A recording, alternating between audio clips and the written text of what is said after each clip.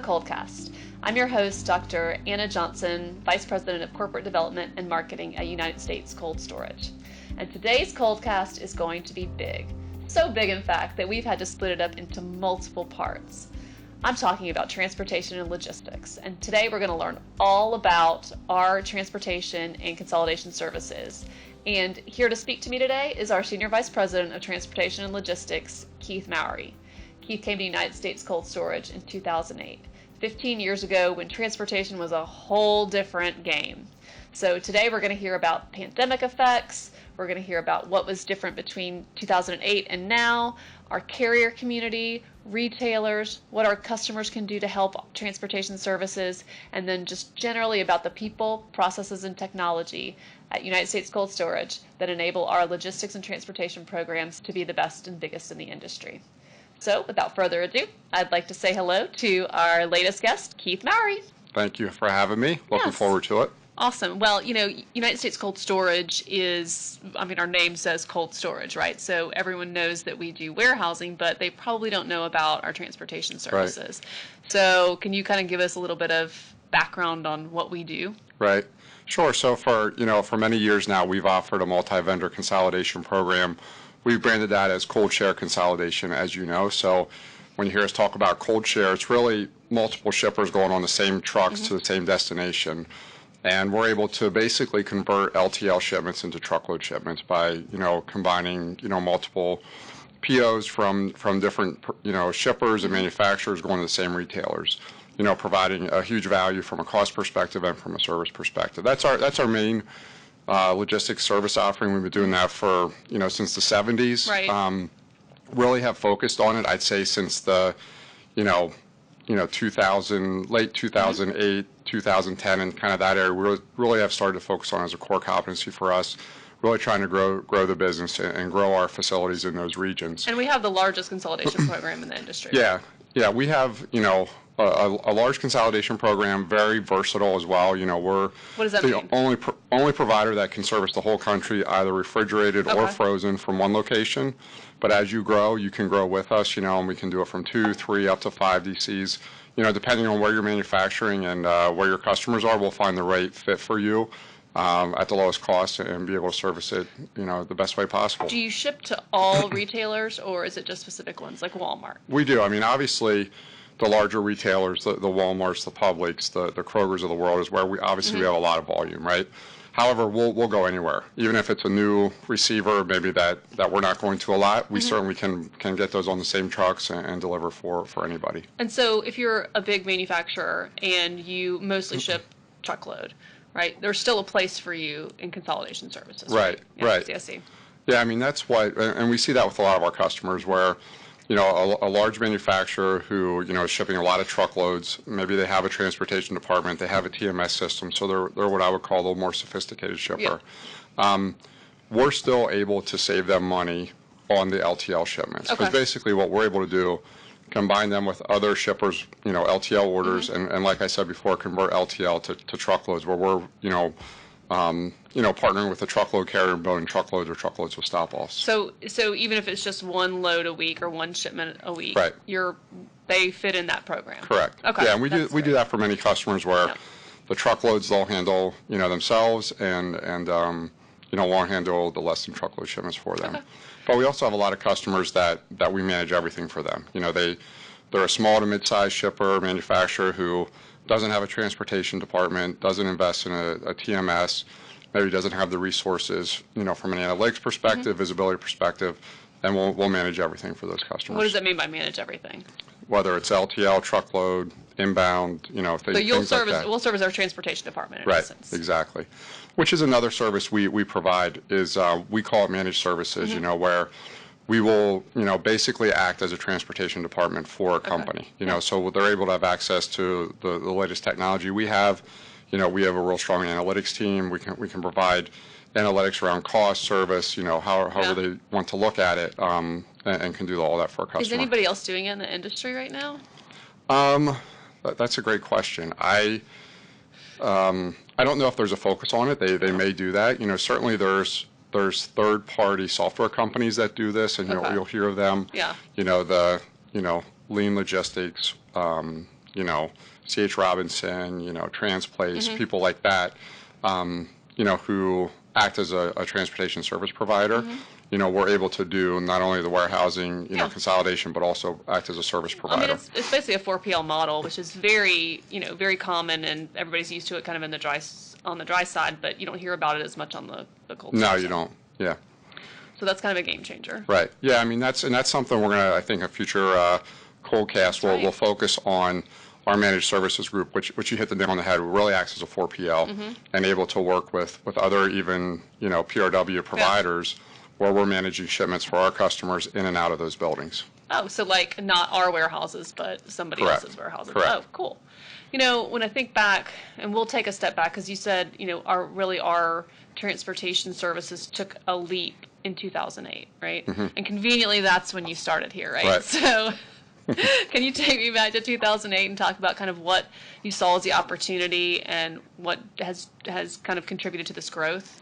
Yeah, I mean, I think the one thing, what we do, consolidation, combining multiple shippers on the same truck from different points in the warehouse, from an operational perspective, is not easy. Yeah. Right? It's what do you mean by typically, that? Yeah. so from a warehouse operations perspective, LTL orders typically are more case picked. We have big warehouses now, right? So you have customers in different part of the building that you're trying to bring together and organize to get on the dock at the same time so we can load the truck at the right time. So where I see our advantage and where I think we differentiate, our warehouse operations, are best in class. I feel very strongly about that. I think we focus on service. Or best in cold, as we call it. Right, best in cold. And so having warehouse operations that can execute as well as we do allows us then to have conversations about our transportation services. Because now the customer sees us as one. U.S. Cold, the service is not differentiated between the warehouse or transportation. Which it's is all what together. happens all the time. And when you think about, even on the dry side, if you're UPS supply chain or you're, DSC or CJ Logistics now, it's very much transportation and warehousing, and they're separate. And that, I think, is what makes us different, is that we can bring all that together, and there's basically one throat to choke, really. Right, and that's what, but by allowing, warehouses to operate well, because if you have warehouse operations who don't execute, it doesn't matter how good your transportation execution is. If the trucks don't get loaded when they're supposed to, or there's, missed shipments due to misloading or things like that, the transportation gets lumped in with the warehousing, and you don't even have that opportunity. So I think what has allowed us to grow in this space and really focus on it is that we started with this very core, strong warehouse operations focus on service, taking care of the customers, management who was willing to say, yes, we understand it's more difficult than maybe full truckload, full pallets, but there's a value there, to our customers, and there's an opportunity to growth and really create like a niche position in the marketplace for us.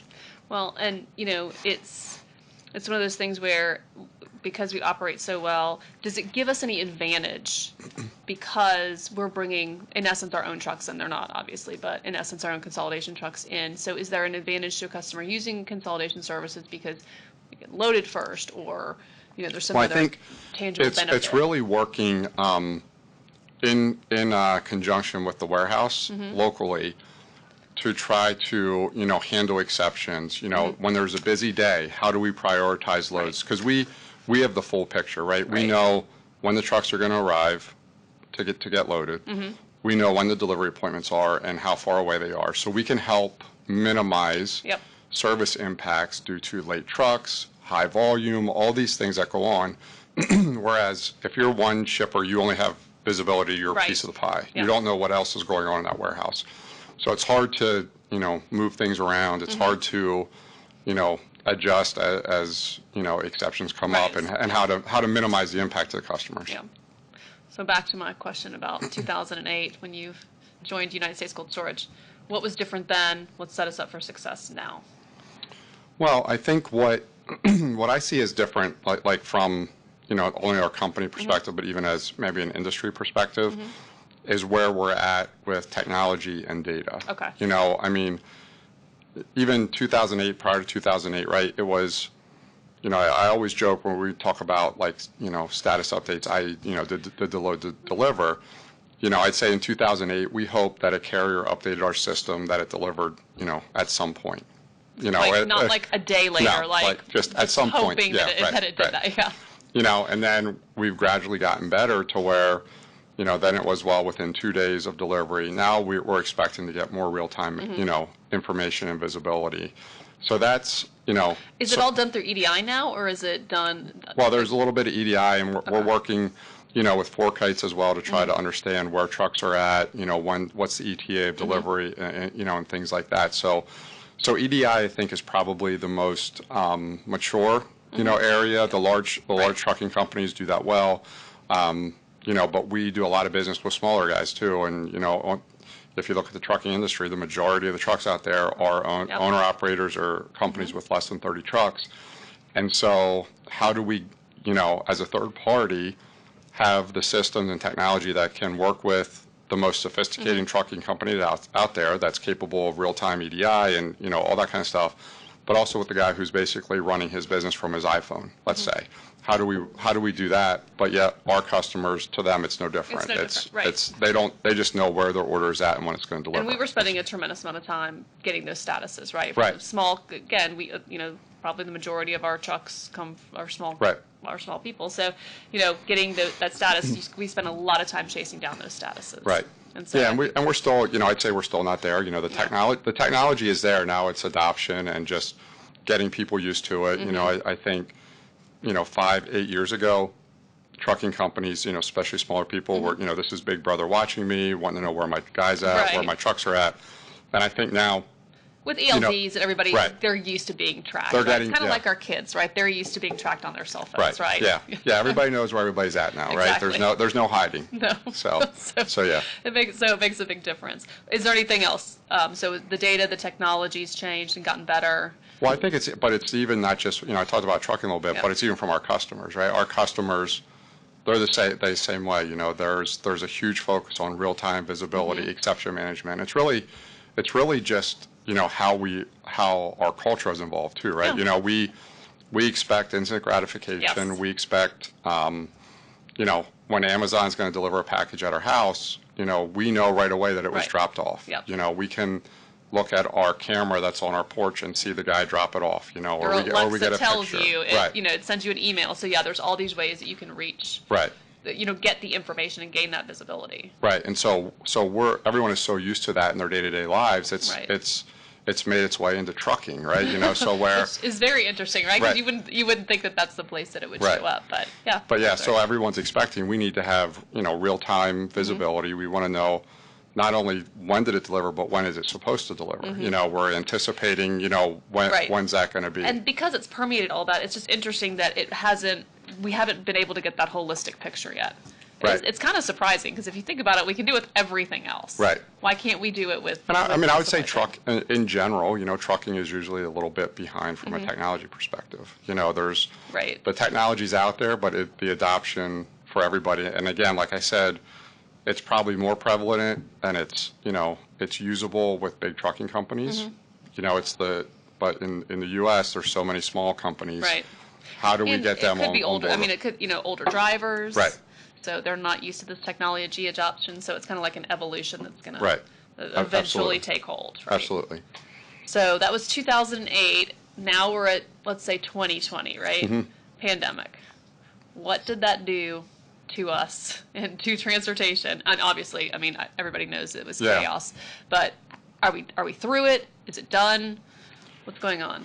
Yeah, I mean, I think we're certainly, I think probably, earlier this year we got back to was a little bit more of a normalized approach. But certainly in 2020, at the beginning what happened, the supply chain kind of stopped for a little bit, right? For a couple weeks. Everyone was shut down, stay home. Yep. Everybody ran to the grocery stores, emptied the grocery store shelves. And, what we saw there is, food service was not coming back, right? It stayed. Yep. So any trucking company or fleet even that was involved in food service, now we had all these trucks like kind of sitting around, didn't have anything to do, right? But on the retail side, after that initial, push of emptying the shelves, now all of a sudden all this demand on the retail side. Right. And there's not enough trucks to do that. Now there's across holistically they weren't in the right place. They just weren't in the right place, yep. right? Yep. So there was a lot of rearranging, and, I think what we saw, a little bit of it, if you were a trucking company, a small trucking company, that you were closely aligned with a food service company, whether it was a manufacturer that did a lot of food service, or you were involved with one of the food service providers. If you weren't financially strong enough to survive, a couple weeks or a couple months until you found that where's that opportunity at, unfortunately they went out of business. Right? There was a certain amount that went out of business. If you go back to that time as well, we now know, and I think we knew fairly early on, the people that were most impacted, people that were older, over 65, or people that were, had some sort of underlying health condition. And if you look at truck drivers, they are older. An average age of a truck driver even today, with experience is, in the mid to upper 50s. So there was a certain amount of truck drivers who said, hey, because if we remember back then, it was a very scary time, right? Scary, we didn't know what was going to happen. Right. People don't be out. Nothing was open for truck drivers. The federal government was providing financial assistance. There was a certain amount of truck drivers that said, I'm just retiring or I'm not going to go. Right. And they came off the road because it's not worth the risk to them. Well, and if you think about our industry, I mean, in terms of warehousing and transportation, 95% of food comes through one of our warehouses in third-party logistics, in the cold chain. And, we're a cost of goods. So we are a lean, mean supply chain. We have to be, right. Otherwise, we're going to face risks just like the rising cost of food today. And so I think that the pandemic really laid that to bear. It was like all of a sudden we flipped a switch, and where everyone wanted flexibility and they wanted adaptability because they didn't know what was going to happen in their supply chains. We're talking about customers, we couldn't get there because we were already so lean. Right. So I think this just kind of exposed some of that. Oh yeah, absolutely. Yeah, there wasn't excess capacity, whether it's labor in our warehouses, trucking companies, whatever it was, right, to kind of handle these unknowns and the variability and the just really how it was kind of all over the place for a little bit of time. And so how do you feel like U.S. Cold adapted to that? Because again, we have the large consolidation program. We're running how many trucks out of our warehouses a year? Yeah, I mean, we manage, close to 100,000 loads a year, through the consolidation program. Obviously, U.S. Cold's seeing, upwards of 1 million appointments a year. So, so a lot of volume. And I would say it was, thanks to the people we have working here, because it was not easy. I can't sit here and say, oh, that was a great time. That was a great time. It was challenging, and we, even in and out of the office, we were, as opposed to our forklift operators who, you can't load a truck virtually, yet.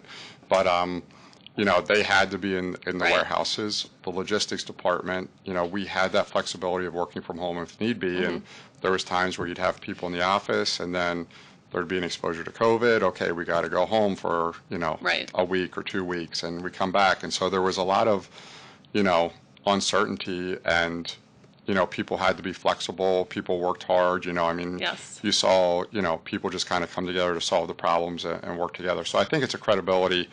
I think here, at U.S. Cold, we have that culture ahead of time, because it's something, if you didn't have that culture of, hey, let's come together, let's work together, let's figure this out. When times get tough, it's too late to say that we need to do that. You kind of have to have that up front, so that when times do get tough, people will come together, they'll work hard, they'll work together to try to figure out how do we, solve this problem that we have today, or this challenge we have today. And U.S. Cold is known for our partnerships and being, close and intimate with our customers and our carriers and our vendors. So tell me a little bit about, our carrier relationships and how that kind of helped us get through that, if it did. Oh, no, it did. And, I would say, again, U.S. Cold, a great company to work for, and, a great culture. And, we've always, understood that drivers are important to our business, right? We don't survive without truck drivers. Even our warehousing does not survive, right? And so we've always, I think, understood that truck drivers, play a key part in this, and we have to treat them right.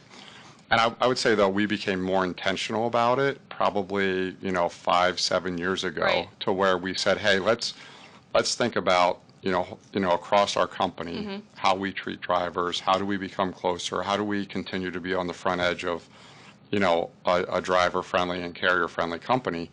And so, we did a couple things. One, we had a carrier advisory board, so a few carriers, and what I like about the group is we have a very diverse group. We have some of the largest trucking companies in the U.S. that are on that board, and we have someone who's got 22 trucks in Arkansas on that board, and they're able to come together and help us understand the challenges they're facing, whether it's regulatory challenges, rising costs of insurance, things like that, driver challenges, and that helps us understand, okay, well then how can we make the driver's experience positive? Right. Is that where the happy or not came from? And that's, exactly where it came from. So when we started this, and I'll tell a little story, then get to the happy or not. So we said basically what makes a location a good place to come to.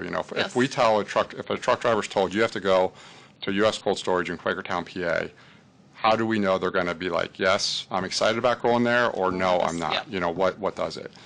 And there's things around driver amenities which you certainly should have. You should have a nice place, Wi-Fi, things like that. But at the end of the day, I feel very strongly there's two things, and this is feedback from the carriers that will set you apart, which set us apart. One is focus on turn times. Yep. Right. And so a customer would say the same thing, right? Carriers saying it, customers are saying it. It must be important. It is. So they, drivers don't want to be sitting at our facilities. Right. So it's nice that they're nice. We should have nice places, but we don't want to have a great lounge area because drivers don't want to hang out there. Right. They want to get on the road. Yep. So if we can improve and focus on turn times or dwell times even, that's important. Then secondly is treating the drivers with respect.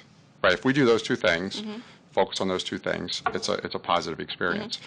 And so we can measure turn times, right? We have that in our system. We've already measured that, before. So, we're looking at ways we can measure it that we think is more, impactful to a driver, maybe than a traditional way warehouses, might measure that. Yeah. How would you measure it? Well, maybe how, what percent of trucks are turned in a certain amount of time instead of what's the turn time, like how long. So if a driver's late, we don't want to exclude them from that calculation. We don't want to use that as a way to say, well, we'll work you in at some point, which might mean, tonight or tomorrow or whatever. We still want to say, hey, how do we still measure that so that we don't forget about, the guy who's late maybe for a reason out of his control. Right. So then we, when we talked about how do we measure, our drivers being treated with respect. Right. And we actually got this, I first heard about happy or not from a customer of ours, and so we reached out. So basically, and a lot of people have seen these, whether you're in an airport or, maybe a restaurant or somewhere. They're just a little, kiosk, iPad type thing, little tablet. Like in the bathroom, you hit basically, did you have a good experience or not have a good experience? At the end of the day, that's what it comes down to. Is it just red and green, or is it like red, yellow, and green? There's 4. On ours, we have 4. Okay. Right, so they're completely satisfied. They're somewhat upset, or they're very upset. Is it a smiley face and like a mad face? Yeah, exactly. That's exactly what it says. So it allows them to just kind of give it a quick on their, we have it in our shipping and receiving office, a quick way for them to say, did I have a good experience or not, and gives them an opportunity to even, write out feedback. And what that allowed us to do is and really more importantly helps local management at a facility to identify opportunities for improvement. But also what we found more often than that was drivers giving positive feedback about a specific person. Right, and recognize, an individual who, hey, I arrived, late today, but so-and-so worked with me to get me in and still got me out. I'm still going to make my appointment. I didn't have my paperwork, but so-and-so, helped me solve the problem and got me in and out. Or they just greeted me with a smile. So-and-so was friendly. So, and it's for any carrier that comes in, right? Any driver. Right, Yep. So it's not just a consolidation, it's everybody. So we're really taking the temperature of how that facility is responding and respecting those drivers. Right, yeah, That's exactly. Awesome. Yep. And so that's the Happy or Not program. So that came directly out of the Carrier Advisory Board. Right, yep, the Carrier Advisory Board, like I said, as the carriers, we got the feedback about turn times, respect. We then have... Are they all consolidation carriers? Or they are, yeah. Okay. But they also haul for our customers else, direct right, and things like that. So yeah. And then, we have a carrier care council, which is, comprised mostly of general managers from across the country. Okay. Of like, okay, we're getting this feedback from carriers as to this is what's going on, and then how do we as U.S. Cold, respond to that? And that's why we came up with the idea of how we kind of measure turn time, the happy or not, like things like that, to take that feedback from carriers and use it as an action. Yeah, exactly. Of what we can do, because at the end of the day, we want to be known as a carrier-friendly organization, as driver-friendly facilities. We want drivers to have positive experiences when they come to U.S. Cold. Do you think we are? Yeah, that's the feedback we get. I'm not going to sit here and say bad things about other individuals, but we resoundingly get from this carrier advisory board, and when we have carrier meetings, that the carriers have noticed we have put a emphasis and been intentional about drivers' experience at our facilities. That's fantastic. Yeah. That's great. So how else can we support the carrier community? Well, I think if you go back to 2020 again, this is something that, that I think about often, right? And in March of 2020, truck drivers were the greatest thing ever. They're so important to our economy. They're so important to our supply chain. There aren't enough of them. Right. Truck drivers Please. became front and center, on the news, right, of how important they were. We expected them, to continue to get in a truck and get our groceries to the grocery store, get our, the toilet paper out to the, retailers and, everything like that. Goodness. And they were, it was during a time of unknown. You didn't know how bad it was going to be, but we asked them to do that. And everybody quickly realized how important truck drivers were, right? So now we sit here only 2 years later, only 2.5 years later, and I feel like already, again, as a society maybe, we have already forgotten how important truck drivers are, right? And when a truck is driving on the interstate and they're not going fast enough for you, what do you say about them, or what hand gesture do you give them? Right. And I just think we have to really appreciate what truck drivers do, because their life is not easy, right? They're away from their families. They're typically driving at night, so the lifestyle is not the greatest. And if people don't show them that they're appreciated, who would want to be a truck driver? Right. But yet we learned very quickly in 2020 that if truck drivers go away, our economy stops. Right. Things are not moving. Is there a way to build that resiliency and flexibility into the transportation network? Like we learned that's what we have to do. We have to be flexible. We have to be adaptable. We have to have some sort of to use a term, safety stock, right? We got to have something. Right. So, is there any, have you seen any of that resiliency kind of starting, or how people are approaching getting that resiliency in their supply chain?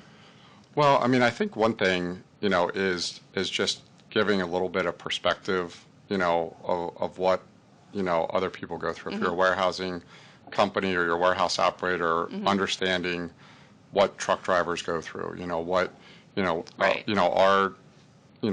The WFLO has a class around, the kind of relationship between transportation and warehousing, that I have the opportunity to teach sometimes, and even educating people on hours of service and how truck drivers are told how much they can work, when they can work. It opens people's eyes, because they don't really understand it. They don't understand why truck drivers are asking, well, how soon am I getting out of here? When can I go? You talked about it last week in a meeting, or 2 weeks ago, about the carrier shortage and how we could, if we just got those carriers. Right. Yeah. Right. Do you want to tell everybody? Yeah, there's been, drivers are allowed to drive, for 11 hours a day. They only average right now, 6.5 to 7 hours a day, depending on what you look at. I think it was 6.7. Right. They're not getting turned. They're waiting somewhere, right? Or they're going to run out of time in an hour when there's a place to park and sleep tonight. They don't know where the next one is, so they stop an hour earlier and do that, right? So if the study, and again, it was academia, so it's not always real world, but I think proves the point. Talking to a doctor. I know, that's why I had to say that. That basically if each driver could just, instead of driving 6.7 hours per day, drive an extra, I think it was 11 or 12 minutes, Wow. So you move that up to 6.8 or 6.9, the driver shortage would be gone. right? Because we're just utilizing the current, the current, people that are available. We're just using them better, using them more efficiently. And everybody, the drivers are making more money because they typically are paid when the truck's moving. They're not being paid when it's sitting still. So they're happy. If we have more trucks, we're certainly happy. Because that's, a big challenge certain times of the year, or certain times as the economy, does swings, is not having enough truck drivers. So the more efficiently, and cost, should be controlled a little bit better too, because we're using the resources that are out there, more effectively. No, I thought that was an amazing statistic, and for it to be 11 minutes to move the needle that much is so tremendous. And if you think about it, you're like, why don't we all get together